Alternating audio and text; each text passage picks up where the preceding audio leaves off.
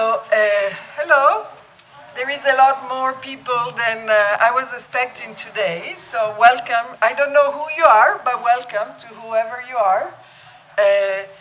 This is lecture today is part of an ongoing series of lectures and seminar meetings, so it may be that whatever we're about to talk about will be new for you.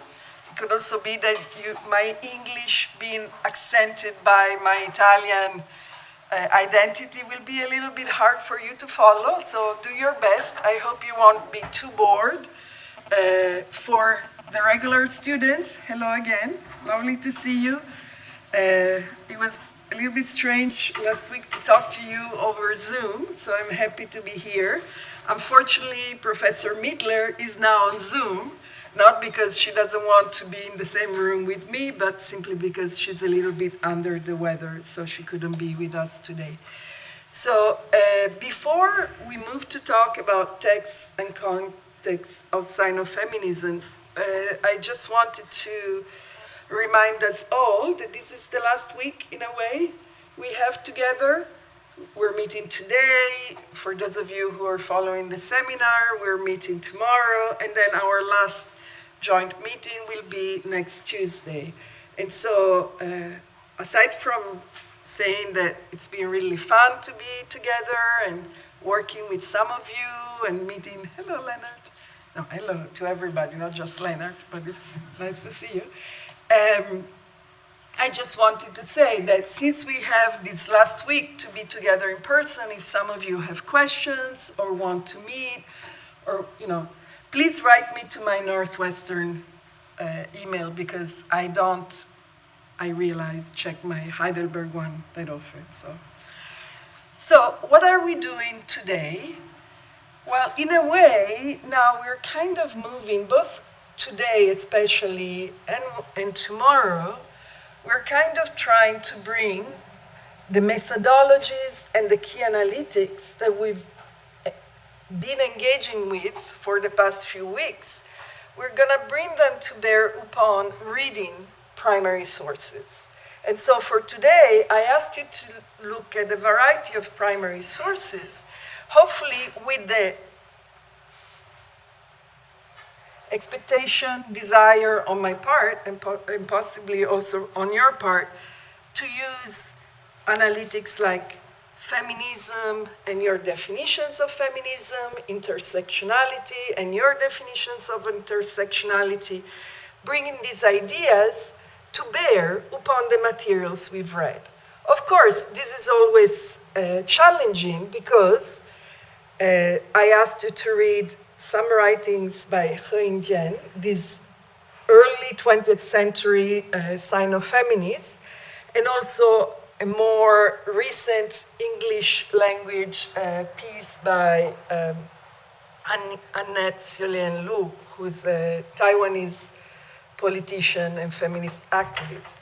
So, of course, these kind of sources are challenging to read, because we're reading, in the case of Yin Zhen, I asked you to read the translation in English, though Iran very kindly made the Chinese available. But even for some of you, even if you're fluent in Chinese, maybe reading early 20th century Chinese prose is not that easy. No? So, one of the things that I want you to think with as we kind of move to engaging from a feminist perspective, from a critical, analytical perspective, to read these sources, the first thing that you should keep in mind is the question of translation. What happens to our key analytics, like feminism, or feminist, or liberation, or even something, sorry, I don't know what this is, I'm not gonna throw it away, but I'm gonna move it. Even something like men and women. Now, what happens?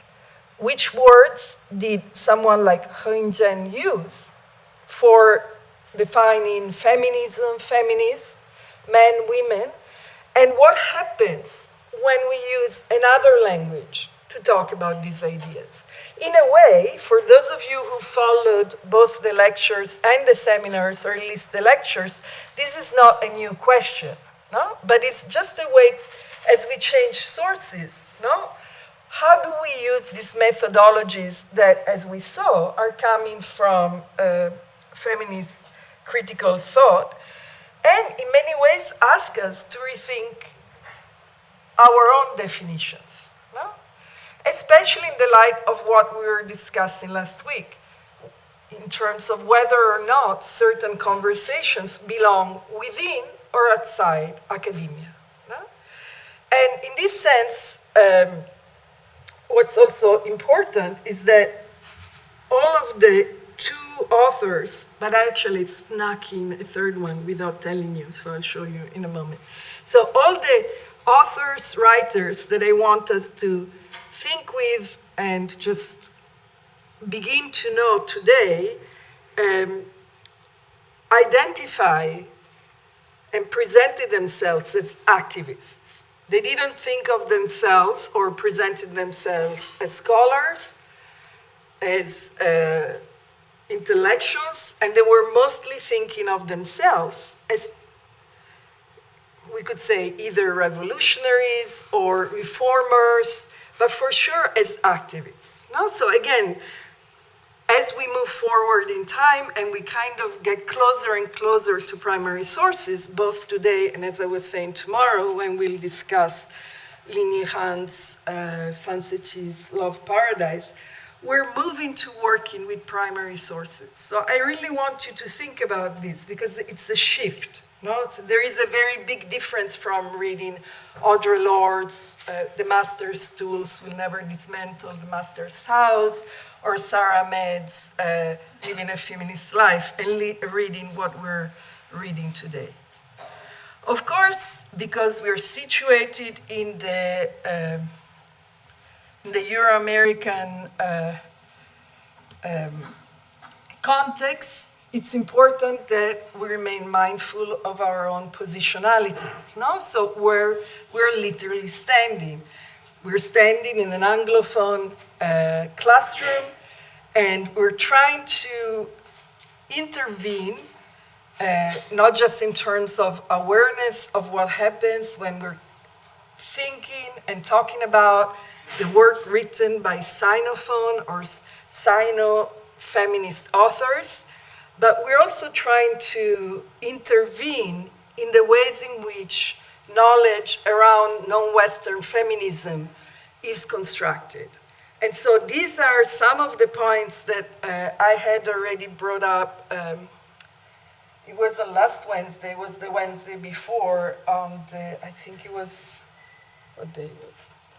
The 7th of July, when we met last time in the seminar, and I was talking about comparing the discourse created by Rebecca Carl, Lydia Liu, and Dorothy Ko, and that we find in Yaya Zhen's book about engendering Taiwan and the difference between mainland Chinese feminism and Taiwanese feminism. And for those of you who weren't there, that's why I put this slide here, so that you kind of become aware of the fact that in many ways the lectures and the seminar meetings build off each other. But for sure, one thing that is really important for us to keep in mind is that given the fact that there is a huge lacuna in terms of the awareness of Euro-American, especially white stream feminists, about non-Western feminisms, and especially about the histories of non-Western feminisms. In many ways, what this course is all built towards is kind of this centering of non-Western voices in general, and specifically of Sino-feminist voices in particular, so that we can build a different form of knowledge around the development and growth of various feminist movements that will include and in a way decenter and keep decentering narratives of feminism as necessarily always Western-based and Western-born. Okay, so that's why we're having this course. actually. No? So it's the big reveal. Now, I also told you at the beginning of the course, so it's not really a secret. So, as I told you, whoops, in many ways, today, I want us to think with three authors. One, of course, is Yin Zhen, and for those of you who were able to read her work in English or Chinese, I think you will realize by now that she was an incredibly important voice, and we'll deconstruct her voice in a moment. And I don't know if any of you had already heard her name or of her. Yes? How many of you raise your hands? Don't be afraid. You can be seen. 1, 2. Okay. Okay. And had you read her work before or just learned about her? I read some of her primary sources and also read some academic texts that wrote about her. And where was this? Was this in Germany, in China, that you learned about her work? When I was trying to write a term paper about Chinese feminism, Okay. I know her during that time in Germany. Oh, okay. But the paper I read before mostly from the Chinese school. Okay, very good. Other experiences of people who knew Yin Zhen's work? Where did you read her? For those of you who raised your hand, was it at the university that you learned about her?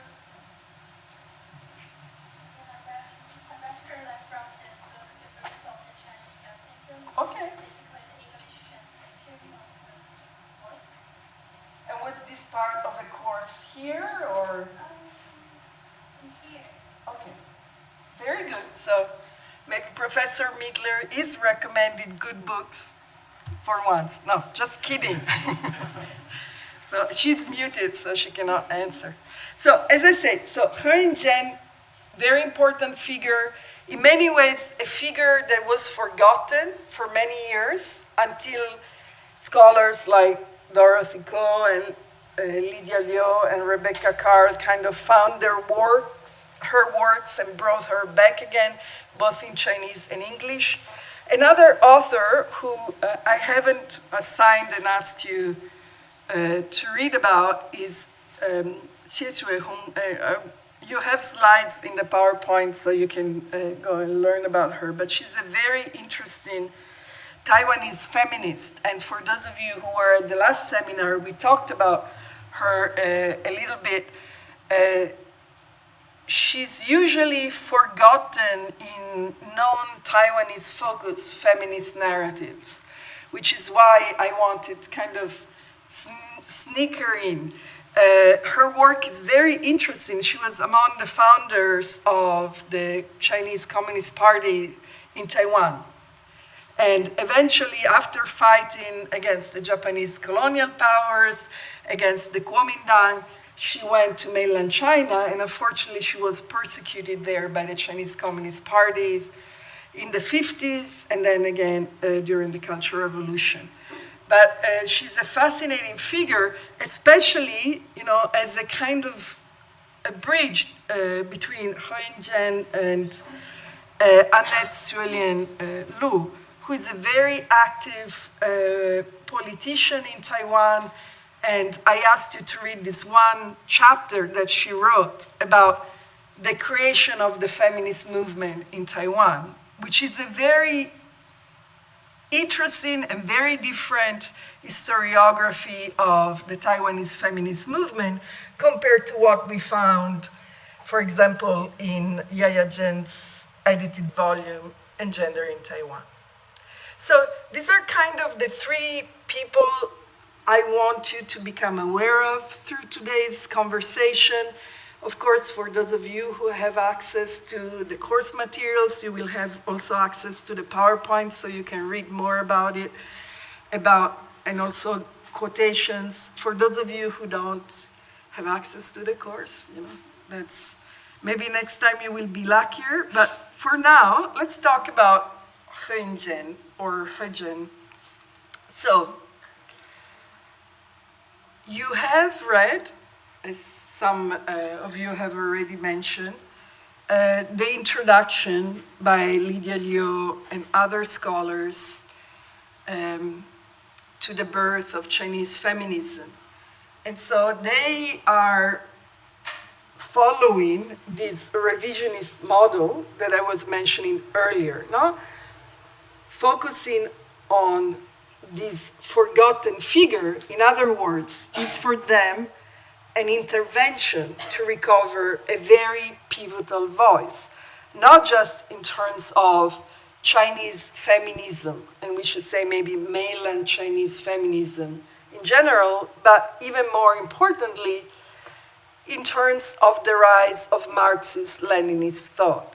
Because as they write in their introduction, Yin Zhen was pivotal in translating Marxist works, and especially Marx's work, into Chinese for the first time. And of course, there were many other translators, but it is on the journal that she and her husband were editing in Japan that the first translations of Karl Marx's work were published.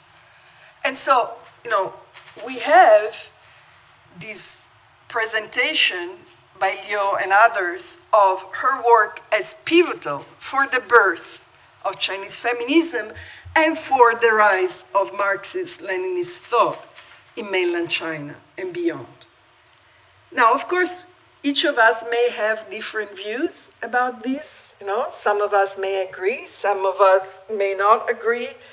When we met to talk about Yaya Zhen's and Gender in Taiwan's introduction, for example, almost 2 weeks ago, one of the points that we were discussing was how it's important not to always center mainland China when we're talking about China. So it's an invitation that I think we should all take very seriously. Now, that's why I originally called this course Sinophone Feminism. Now I'm more inclined to call it Sinofeminism, but I still don't think it's a good term, especially since we're all talking in English about this. But also, it's really important, I think, that we keep asking ourselves why we're so attached to centering certain places as the one origin. No? So if we're really trying, and this is where maybe you can try to begin applying some of the feminist analytics we've engaged, if we're really trying to think in ways that do not keep reproducing the dynamics that, for example, Jennifer Nash has been writing against, in her book on intersectionality, namely those practices that create specific forms of knowledge and then posit those forms of knowledge as the only correct way to create and consume knowledge. Then maybe we could say, why isn't it possible to talk about simultaneously existing sites of the emergence of feminist awareness and consciousness? No? Which is what Yaya Zhen, for example, in Gender in Taiwan, is pushing against. No? Why calling Yin Zhen the one who creates Chinese feminism, as opposed to Yin Zhen as one of the many transnational voices moving between mainland China, Japan, at times also Western countries, and kind of absorbing and also producing ways to think about different trajectories for men, women, and the society these voices inhabited. Does this make sense? So far, so good? So, what do we know about Yin Zhen? It's kind of really sad that we know very little. We know mostly things about her through very negative depictions we find of her in her husband's friend accounts.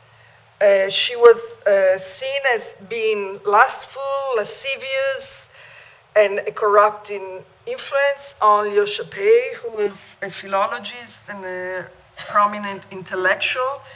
We, as we were saying 2 weeks ago when we met to discuss the birth of Chinese feminism, we don't really even know what happened to her. Some people say that after her husband passed, she became a nun. Some people say that she went insane. But for sure, all we have left of her, really, are these documents that you may have now in English or in Chinese. Then for many years, nobody wrote about her. Now you start having historians really looking at her work and her role. So far, though, you can, at least in the United States, aside from this publication, there hasn't been that much engagement, with the exception of the work published by Peter Zero, who is a scholar of Chinese history, who specializes on late Qing and early Republican thought. So, and these are some of the things that Liu Sha-pei's friends wrote about her. Now, of course, we could talk for hours as to why these male intellectuals were so much against someone like Yin Zhen. So we could simply dismiss it as a sign of the androcentric, misogynist culture of the time, especially vis-a-vis a very assertive, independent-minded, and outspoken intellectual and activist. What matters, and the reason why I draw your attention to these negative attitudes that we find and the contemporary depictions that we find in the sources by Liu Sha-pei's friends, is that they go a long way towards explaining why her work was ignored for so long, right? So if we're trying to understand why is it that certain histories of Marxist-Leninist thoughts get written and who gets written out of them, this could be a reason. Anyway, let's talk a little bit about what I asked you to look at, and I don't know if any of you wants to volunteer your reactions or your thoughts about what you read by Yin Zhen, what you thought were her most interesting contributions or her most outrageous or enlightening statements. Yes, please. It's really interesting when she so boldly criticized that Confucian scholarships are tools of killing women, which are quite, I don't know, I've never heard that in any Chinese context because it's apparently will cause some controversies somehow. But here, we can hear her directly cite and quote those Confucian classicals from ancient time on, and then directly saying how these rituals and classicals say is actually killing women, and killing is such a powerful word for me. That's what I find most interesting. Yes, very good. Thank you very much. Remember, that she's writing between 1904 and 1907. So this even adds to what you just, the points actually that you just raised. What else? What other thoughts, reactions did you have in reading her work? Yes, please. There are 2 points that impressed me the most. For example, on the questions of women's liberation, Yin Zhen just distinguished the women's liberation as the active liberation and the passive liberation. If women relied on the males to liberate them, then this is a passive liberation. Women should act by themselves, and this is the real liberation. And if women rely on men to have this freedom and liberation, then the benefits that women get will be not as much as men. I think in the Beijing, many male intellectuals, they are trying to, like, they encourage women to get educated and to contribute in the society construction. And this is for the nation, but not for the women themselves. So He Zhen is very brave to state that women should liberate themselves for themselves, not rely on the male intellectual to set them free or help them. And the other thing is that He Zhen points out that it's insufficient for women to merely strive for greater political rights. She said that like the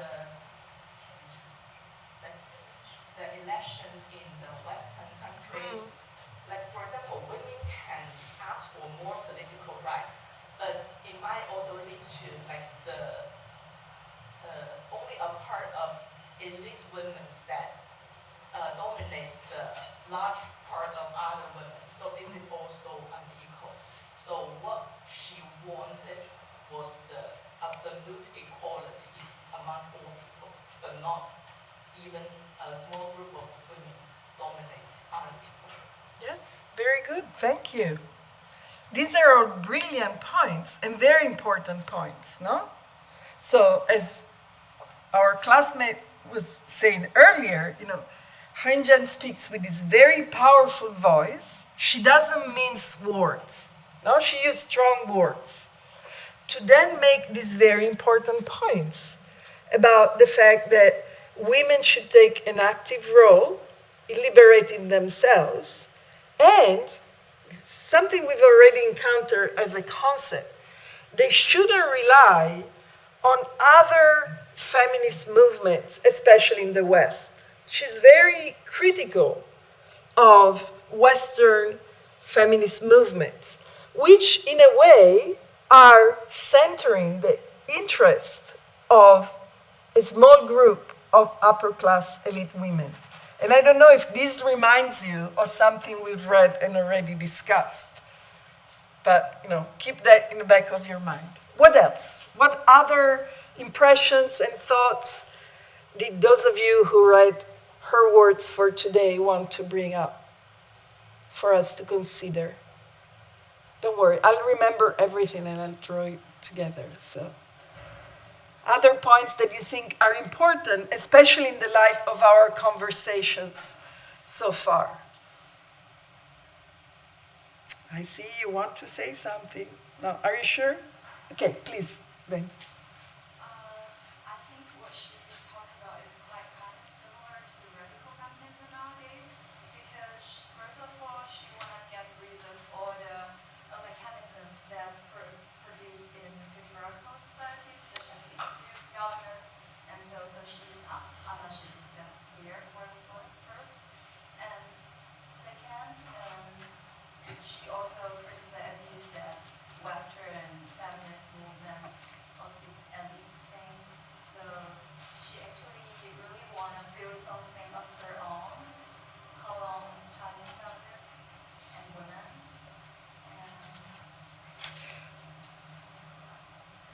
And third would be, I'm surprised she puts so much emphasis on morals, actually.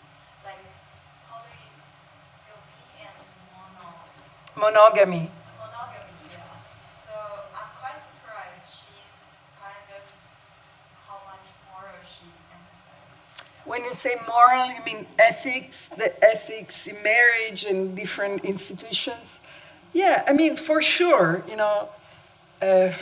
because we always have such a short time to spend together. For sure, what we have here is someone who sees themselves as part of both local, regional, and transnational conversation about politics, society, ethics, and feminism. Right? And it's someone who's not just, and again, this is why it's so important for us to think critically about non-Western feminist voices. No, not just as always reacting to existing Western discourses. Because we have here someone who has a very sophisticated and critical gaze that comes from reading, but also traveling to foreign countries and meeting transnational feminists, especially Japanese and some Western feminists, and as well as Marxist-Leninist thought. And who then develops a very critical understanding of what's needed for the liberation of Chinese women. So we're not dealing with someone who becomes enlightened, no, by Western thought, but we're dealing with someone who is able to recognize what can be helpful by engaging transnationally, some activists, some reformers, but is mostly invested in improving things for Chinese women. And now we say Chinese, what do we mean by Chinese? Most likely, she's writing for people who are highly literate in the kind of high, well, it's not necessarily high literary Chinese, but that reading her in Chinese, as some of you may have noticed, does require a certain level of understanding of language that it's not, at the most basic level, even for Sinophone readers of the time.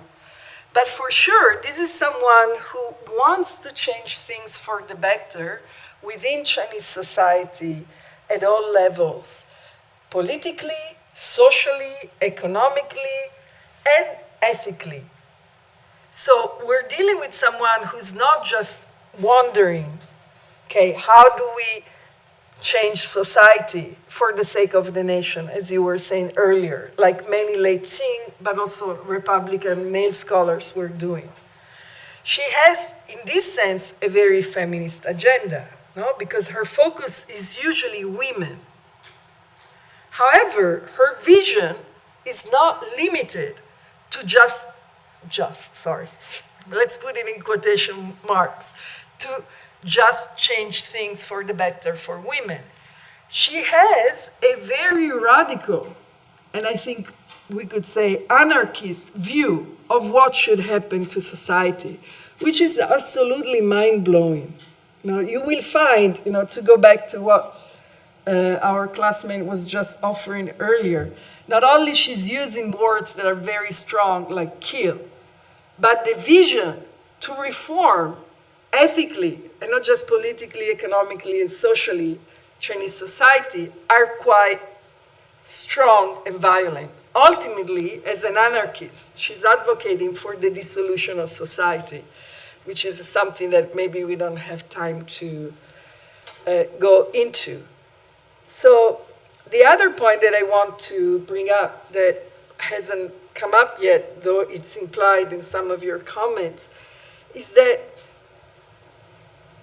in terms of her methodology, not only she engages the classics of Chinese culture and Chinese literature, but she approaches the question of how language can enslave people. And if you read her work closely, she has this philological eye where she looks at the way in which certain characters were created and, in a way, even graphically conveyed the idea that women should be subordinated to men. So, in terms of the way in which she thinks about the history of female oppression within the long history of pre-modern Chinese culture, her approach is fantastic and also very erudite. So she has these moments where she breaks down all these words related to women, to their status as wives, as concubines, as mothers, and using the philological attention to show how the entire language itself is meant to teach men and women how much women should be subordinated to men. This, in of itself, is also a groundbreaking novelty in how she brings this feminist sensibility to the task of feminist liberation. Does this make sense? Of course, there is a lot more that we could say, the call for empowerment, as it's been brought up, for women to take ownership of their bodies, of their existence, of their liberation. The one aspect that I was mentioning that I think is really important is this idea of women's revolution as one aspect of the social revolution. And I don't know if any of you has any thought about this. In many ways, this is why many scholars of mainland Chinese history, but also mainland Chinese literature and mainland Chinese feminism write about revolution postponed, like Gail Herschatter, when it comes to the liberation of women in mainland China, because the rhetoric of the revolution as a necessity kind of prevented women from actually becoming liberated, because liberating the nation, for example, creating the People's Republic of China, liberating the People's Republic of China from the Kuomintang and oppressive imperialist powers was the main cause, and somehow women's liberation got subsumed under death. No, not under death, under that, sorry, wrong TH. So it's interesting to see, of course, that's an interpretation by these historians. We don't have to agree with it, but it's interesting to see that Yin Zhen, in her feminist manifesto, has a similar view of women's liberation. No? And I don't know what you think about it. Does this lessen then the impact of her feminist vision? Or is this a necessity if we're thinking of Yin Zhen as someone living in the early 20th century in Japan, which was one of the few places where a radical thinker like her could express her ideas freely without fearing of being executed, for example, as it had happened to Hsiu-lien, for instance. The one thing that I would like to talk about, just for a few moments, is really what she writes, and this kind of goes back to this concern not just with women's liberation, societal liberation, but also with ethics, is this feminist manifesto. And I don't know if there is anything that stands out to you from the point of view of ethics, but also in terms of the institutions that she foregrounds as sites for female empowerment and also societal change.